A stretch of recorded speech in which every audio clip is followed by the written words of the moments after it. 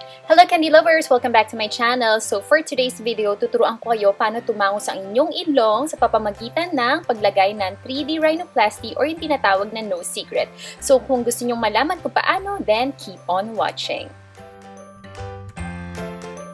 Yan. Pag gagamitin nyo na siya sa ilong nyo, meron nga dyan nakalagay yung letter S, ibig sabihin small. So ang gagawin nyo, ipapasok nyo siya muna dito sa ilong nyo. Tapos, i-push nyo siyang gano'n. So, yan siya.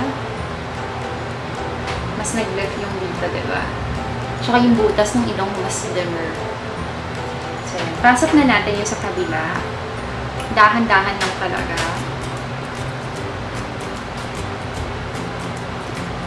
So, that's what it looks like, girls. So, diba?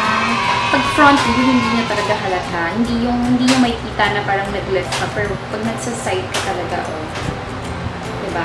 Pag front view, i-contour niya na lang.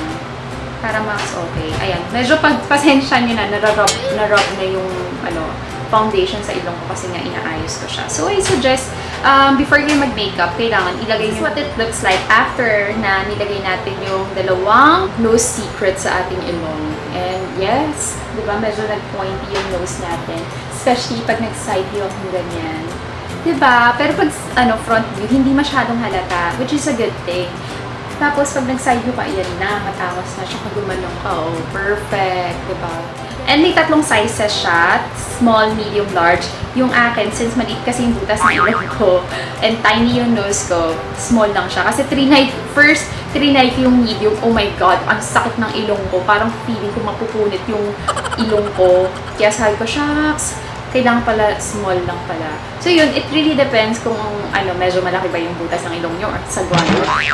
It really depends kung medyo big nose ka ba. Start with the small muna, and then pag medyo maluwag siya, then go for medium, and then pag maluwag pa din siya, then go for large. So, para mag-lift yung ilong nyo. Pag feel nyo siya, matigas yung dito. Yung sa top part. Pero yung dito sa gilid, hindi siya matigas. Kasi dito siya tumutupot eh. Ayan o, nararamdaman ko. Matigas talaga siya. Yung first feeling, nung nilagay ko siya sa ilong, medyo na, uneasy. Kasi nga parang ano ba yan? May something sa loob ng butas ng ilong nyo. Sa loob ng ilong nyo. Pero, siguro, once, twice, thrice nyo na siyang nagamit, okay na siya. Okay na yung feel.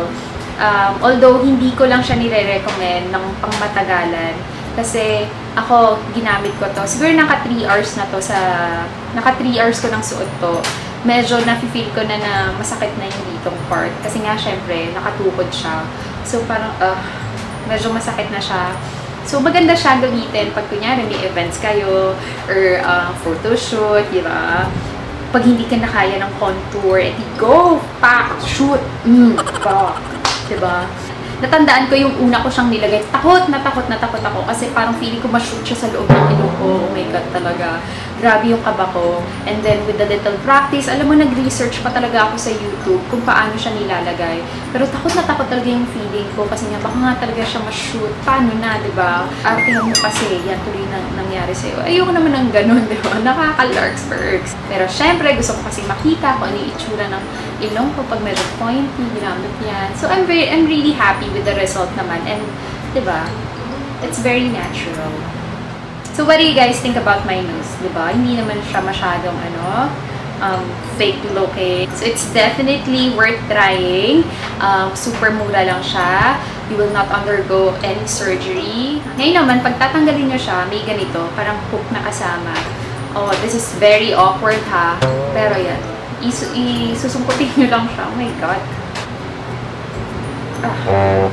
Kita nyo? Ang sakit. So, ganito na siya. Make sure to sanitize it, ha, before and after you use it para naman hindi mag-build up ng bacteria. And huwag niyong paggamit naman sa iba, girl. Kasi naman, diba, ka-lurks-perks. Close up ng meron sa wala. Ayan, meron sa wala. Tsaka yung butas ng ilong ko medyo slimmer yung dito. And then dito, natural lang. Ayan. So, tatanggalin na natin siya ulit. Huwag niyo rin ito gagawin in public, ha? Ang sarap sa feeling natanggal na siya kasi back to normal yung ilong. So if you wanna buy and try this, then go to my description box. Nandun yung links ni PBB General Merchandise, tsaka yung mga details niya. And yun, try nyo, why not, diba? Pero mag-ingat kayo, kasi mag-ingat kayo. Huwag nyo ako sisihin na pag pumasok yan sa ilong nyo, ka-lurks kayo. Thank you so much, candy lovers, for watching my video, and I hope to see you soon. Take care and God bless. Bye! Ooh! Follow nyo pala ako sa Instagram ko. It's @joycisola. And like my Facebook page naman. And subscribe to my YouTube channel, please. So, yan. Bye!